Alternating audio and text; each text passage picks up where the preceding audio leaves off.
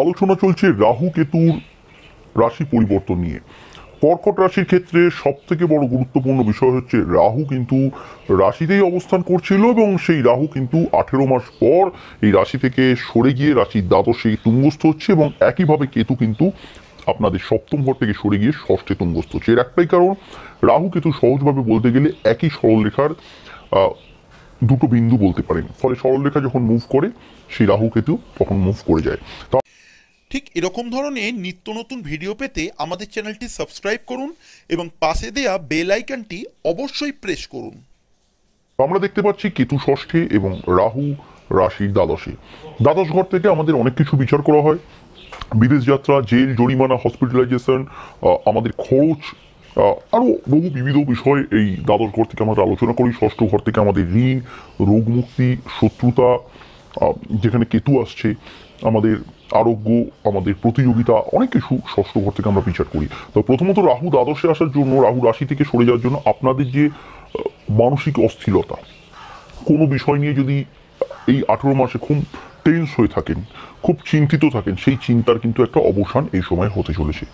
রাহু দ্বাদশে যাওয়ার অর্থ হচ্ছে যারা বিদেশে যেতে চাইছেন, বিদেশে কোনো চাকরির প্রয়োজনে বা আপনি কোনো কাজে, সেক্ষেত্রে কিন্তু রাহু এই দ্বাদশে খুবই শক্তিশালী ফল দেবে।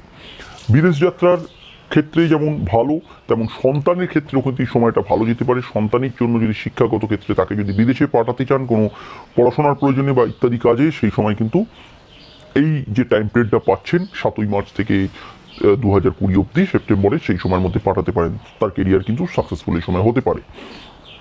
এছাড়া রাহু দ্বাদশে আপনাকে একাধিক স্থানে ভ্রমণ করাবে, কোনো প্রয়োজনে হোক বা অপ্রয়োজনে হোক, ঘোরাঘুরি কিন্তু অত্যধিক বাড়তে পারে। যাত্রা দেখবেন 19-20 বছরে, এই বছরতে বেশ কিছু জায়গায় আপনি যাত্রা করেছেন। এই সময়টা যেমন এইরকম কাজে যাবে, কিন্তু রাহু কিন্তু আপনার রাশিতে থাকার জন্য অনেক মনোবাঞ্ছা পূর্ণের জায়গায় কিন্তু আটকাচ্ছিল। হয়তো আপনার ইচ্ছে ছিল ছোট একটা 2 হুইলার কিনবেন, হয়তো ইচ্ছে ছিল একটা বাড়ি করবেন। সেই মনোবাঞ্ছার জায়গা থেকে রাহু কিন্তু সরে যাওয়ার জন্য এই বাড়ি ফাড়ি করার ক্ষেত্রে একটা ভালো রেজাল্ট এই সময় কিন্তু পেতে পারেন। এছাড়া যেসব কর্কট রাশির জাতক জাতিকাদের বিবাহ আটকে ছিল, বিবাহর ক্ষেত্রে কিন্তু কেতু সরে যাওয়াটা কিন্তু বিবাহ যোগ নিশ্চিত করবে এবং বিবাহের জায়গা কিন্তু যথেষ্ট ভালো যাবে। এবং ব্যবসার ক্ষেত্রে উন্নতি আমরা দেখতে পাচ্ছি এই সময়। আপনি যদি এই সময় কোনো বড় ইনভেস্টমেন্টে বা কোনো দীর্ঘকালীন প্রকল্পের মধ্যে অর্থ বিনিয়োগ করেন, কোনো পুঁজি বিনিয়োগ করেন, সেটা কিন্তু এই সময় লাভদায়ক হতে পারে। রাহু দ্বাদশে কিন্তু অবস্থান করছে। দীর্ঘ পুঁজি বিনিয়োগ বা দীর্ঘ সময়ব্যাপী কোনো পুঁজি বিনিয়োগ এফডি করতে পারেন বা কোনো আদার্স পলিসি ইত্যাদি খোলার ক্ষেত্রে সময়টা কিন্তু আপনার অনুকূল যেতে পারে। কিন্তু একটা কয়েনের দুটো পিঠ অবশ্যই থাকবে, কিছু ভালো কিছু খারাপ অবশ্যই থাকবে। এই সময় খারাপের মধ্যে কর্কট রাশির যারা মানুষ আছেন তাদের পরিবারের কারণ হসপিটালাইজেশন, হসপিটাল যাত্রা ইত্যাদি হতে পারে।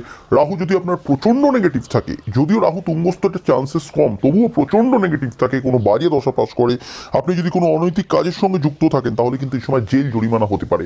ট্যাক্স ফাঁকি এই সময় কিন্তু দেওয়া যাবে না, ট্যাক্স ফাঁকি দিলে তার পানিশমেন্ট আসতে পারে।